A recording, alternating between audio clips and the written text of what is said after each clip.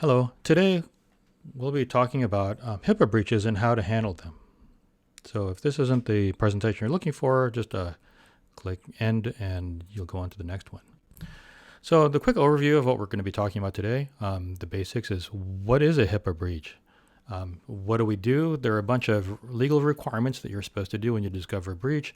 And of course, how Pacific Compliance can help you with your HIPAA information, needs, consulting, etc. So first, there's always some confusion as to HIPAA. It's actually HIPAA. You'll see it spelled HIPAA, HIPPA. That's not right. And of course, it's a hippo, which is the big creature here, which are really mean. So what is HIPAA? And this is a quick overview. HIPAA stands for the Health Insurance Portability and Accountability Act. And it's basically a set of rules and laws, essentially, to protect healthcare information and talk about how to essentially move healthcare coverage between carriers, etc. So does HIPAA apply to you? This is actually an interesting question, which we won't get into much, but HIPAA applies to health plans. You're probably not a health plan if you're a doctor's office, a healthcare clearinghouse, which is also not you, and a healthcare provider who transmit any health information in electronic form in connection with the transaction covered by the subchapter. So that's essentially everybody that transmits health information. If you take cash and you keep all of your stuff in paper in your office, HIPAA doesn't really apply to you, which is actually sort of amusing. I suppose if you talk on the telephone with somebody else about a patient because you're a doctor, then you're covered by HIPAA. But if everything is all non-electronic, theoretically, you're not covered by HIPAA, but nobody can do business that way in real life. So we'll see. Or if you're a business associate of the organizations above. So, for example, if you're a healthcare consultant like us, HIPAA actually applies to us. So let's just get right into it. So what is actually a breach? A breach means the acquisition, access, or use of protected health information that are not permitted under this rule. So basically, if somebody who's unauthorized gets health information, that's considered a breach. What is not a breach is actually sort of interesting too to know about. A non-breach, if you accidentally see someone's PHI and you work at the office, that's not really a breach. If the janitor comes in and sees like a piece of paper on the floor with someone's name on it, that's probably not a breach considering. So if it's an accidental disclosure, so for example, you fax the wrong patient record to another doctor's office, that's not really a breach. If you tell somebody in the office about another patient by mistake, that's generally speaking not a breach. And this actually covers the example that I was talking about before. If a patient looks at your screen and sees somebody's appointment name, that's not really a breach either. If someone sees sort of a random piece of paper on the ground in your office that has somebody's name on it, that's not really a breach either. So what is a breach? A breach, again, is, that somebody got information that they weren't supposed to, they're not authorized to see it, and you need to actually do a risk assessment to see if it really is a breach. And that risk assessment has the following factors. Oh, but let's take a step back. What is PHI? We talk about PHI a lot in the breaches, but what is it? So PHI is the information generated during a patient visit, which includes their name, patient address, phone number, diagnostics, medications taken, etc. So it's basically the medical record that's associated with you. So their name isn't necessarily a PHI because it's not health information, but you should treat it as it because if you're, say, a clinic that treats a dialysis center, the patient's name might actually be PHI because they might not want anybody to know it's dialysis. So in general, all of this sort of falls under the PHI. So when we have a breach of PHI or a potential breach, how do we determine if it's really a breach? So really, it's, what kind of PHI are we talking about? So is it just names and addresses? Well, that's not probably going to be considered a breach by the office. Who was the disclosure made to, and who was the person who used it?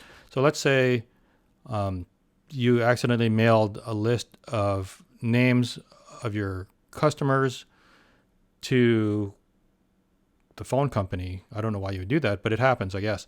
That probably wouldn't be a breach because it's not really that important. The information isn't really a big deal.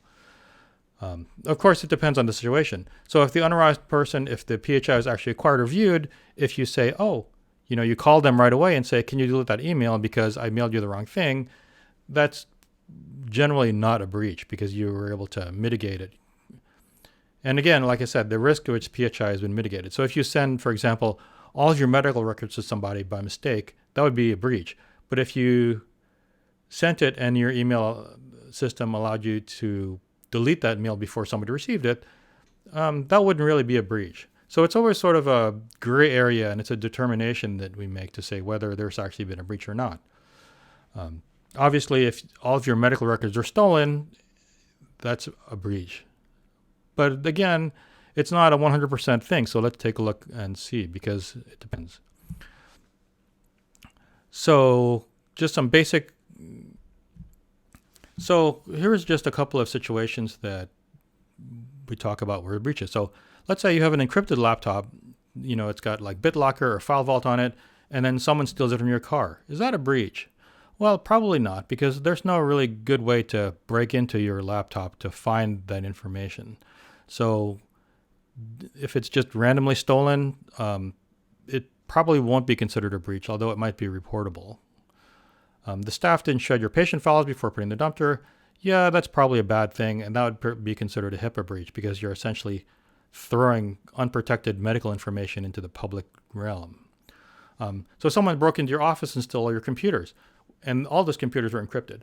Well, that's probably not a breach. They weren't really looking for your medical information. They were just looking for computers to steal. So if they're encrypted and protected against unauthorized use, then yeah, that's probably not a breach. Number 4, someone stole your backups.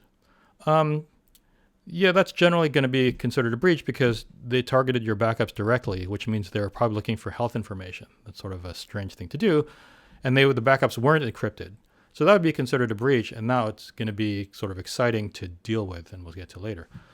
Someone stole your username and password for Quest. Number 5, probably yes. You're not stealing Quest diagnostic passwords for no reason, usually. So that's not quite a breach because no patient information has been stolen, but that should be a red flag that someone's going to be stealing information soon. So you should probably, flag that as something that needs to get mitigated. Number 6, a staffer logged into HR from home and their roommate logged in and looked through your patient records. Yes, that is a breach.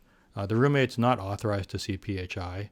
So at that point, you need to figure out, we have to go through the breach steps and figure out what they accessed, what they looked at, and how we're going to deal with that. A hacker stole a staff member's HR login, but the login works from the office. This isn't a breach because they can't actually use that login unless they're at the office. So that would be not a breach, but that needs to be mitigated so that it doesn't turn into a breach later. And the law is actually kind of flexible, I thought. And then number 8, someone exported all the patient information from your EHR and sold them online. Well, yeah, that's definitely a breach. I mean, it's pretty obvious, right? That's a sort of the worst case scenario. And what's sort of interesting too is if you know that somebody, we'll go on this, but if you know that something happened, like there was an authorized login and you didn't do anything about it, and then that leads to a breach, the penalties are worse. So that's why having sort of IT control of your infrastructure is important for medical offices. And so what happens if a breach determination has been made by you or a consultant or something? So there are 3 things that need to happen in a relatively short timeline of 60 days. So you need to notify the people who are affected by the breach. And in some cases, you need to notify Health and Human Services, and you need to notify the press. So how do we know what to do and all? Well, there are actually 2 things so it depends on if it's the number of people that were involved or records, and if you were the cause of the breach or someone else was. Like, for example, someone else would be, let's say, your billing consultant. Your billing guy has access to all of your stuff, and if the stuff gets stolen from them, that's also your problem, which is actually not something that you might think about. But we'll get into that in a bit. So individual notifications. So when a breach is determined to happen, you actually need to notify the people involved and the people whose information was breached, essentially, within 60 days. That notification requires like what happened, the date, the kind of information that was there, what the steps the individual should take, how you guys found it, what you're doing about it, and what the patient or customer can do to protect themselves. And you also need contact information so that the person can get more information about this problem. So that generally means you need a toll-free number, a notice on your website, email, a phone number to call, or someplace to mail in for more information. Yeah, and then again, if your HIPAA policies say it, and they should, that email is a fine way of communicating for breaches, and postal mail is also good. So you need like a mailing address or an email address. So if information is bad, you need to put a notice on your website. You need to notify the print and broadcast media, like put an ad in the paper, that sort of thing. And you need an 1-800 number so that people can call it. And that's only for people to deal with people who you don't have contact information that works. Like if their email address doesn't work, or the postcard you sent to them came back in the mail, that sort of thing. Obviously, for the more customers are involved in the breach, the more likely you'll need an 800 number, that kind of thing. And so for the media, you only have to tell them about it if it's over 500 patients. Again, you have 60 days to tell the media, and that's a media outlet, so you have to tell a newspaper or like a TV station that there's a breach. You need to put an ad in the paper saying this happened. And then in that notice, you also have to put all the information that was in the previous one, like were you involved, what was like taken, or what the breach was, and what you should do about it, and what we're doing about it. So most likely that would be a notice on your website that people would go to and take a look, right? If the breach is under 500, you have to notify the Secretary of Health and Human Services at the end of the year how many breaches there are. So you need a log to say, oh, this person accidentally saw this, or this person accidentally saw this information. And you need to send that log to the Health and Human Services Secretary 60 days after the end of the year. And if it's over 500, you need to notify the Secretary directly. So that's something that's kind of interesting. If it's a breach by a business associate, they need to get you all the information that you need to do it. And the question again with a business associate that's always interesting is who pays for this notification and service? That should be in your contract with your business associate. If it's not, then you're paying for it. So, you're really trusting your associates, like your billing person, to do the right thing when it comes to breaches. But if they get breached, it's your problem. So you should be checking your business associate contracts to make sure that in the case of their breach, they're the ones who are paying for it, not you. And then one wrinkle in this is that a late notification is also a breach. So if you notify somebody 65 days after your breach, that's a breach. The fines just keep adding up. It's sort of crazy. Also, if you don't notify the Health and Human Services Secretary in 60 days at the end of the year, that's also another breach. I don't know how they enforce that, but it's just something that's good to know. And then, of course, how do we help you? So we can, at Pacific Compliance, can handle the whole process for notifications and breaches. So we can notify the individuals for you, all the contact points.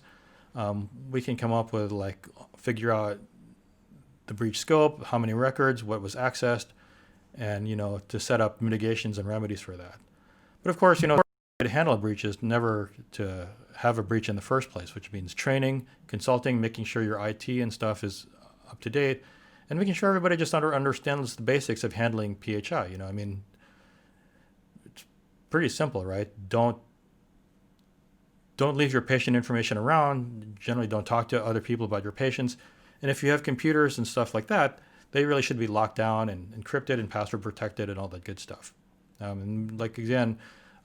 IT and cybersecurity people can deal with that for you if your IT person hasn't done it. If you even don't have an IT person, we can be your IT shop. So just to give an understanding of what fines we're actually talking about. So let's say you do find a breach. So it's a violation that was covered. So there are 4 levels of breach essentially when it comes to how they figure out how to find you. So let's say you're totally lame, you've done nothing with HIPAA, you don't even try, and you don't even know what the word HIPAA means. So if they find a breach, it's $58,490 per incident. And the HHS has, and the Office of Civil Rights has been sort of unclear what that means. So is that 58,000 per record that gets violated, that they find? Is it per incident, like you hit you once? Oh, someone came in, stole all your stuff, and you didn't even think about it. It's sort of unclear, but the maximum yearly fine for that is $1.7 million.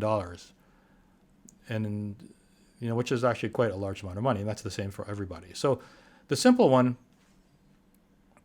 is like tier 1, which is kind of the everyday one. So a fine per incident, $117. Well, that's fine, but if they classify it as, 5,000 records at $100 a piece, that's already $50,000. So that's quite expensive. A violation that been aware of but could have avoided with a reasonable amount of care, like, oh, I brought all the patient records in my laptop and my laptop was stolen, but I didn't encrypt anything because I didn't even think about it. Oh, that's even more, right? So number 2 is that's a big problem, and that starts by $1,000 to $58,000 an incident. So let's say you have a violation like a number 1, and you have training, but then another violation happens because you essentially ignored the mitigation steps that you said you were going to take. Oh, well, that turns into even more money and a bigger fine, $11,000 to $58,000.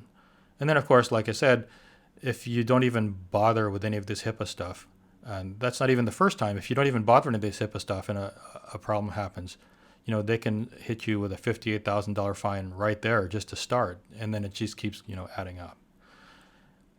And in addition, there are also criminal penalties as well, possibly. So let's say, for example, one of your receptionists decides to steal all of your patient data and sell it online. I don't know why, for money, I'm assuming. Well, that would be a civil penalty for you, and of course, they can go to jail. The states are starting to prosecute that sort of thing, and yeah, it's an interesting thing. So again, we can help you with all of this stuff with the HIPAA breaches and just IT security. And if you need any more information or want to talk more, here's our contact information at info@packcompliance.com, or give us a call at 503-862-3184. And thanks for your time, and hopefully this was informative and helpful for you guys.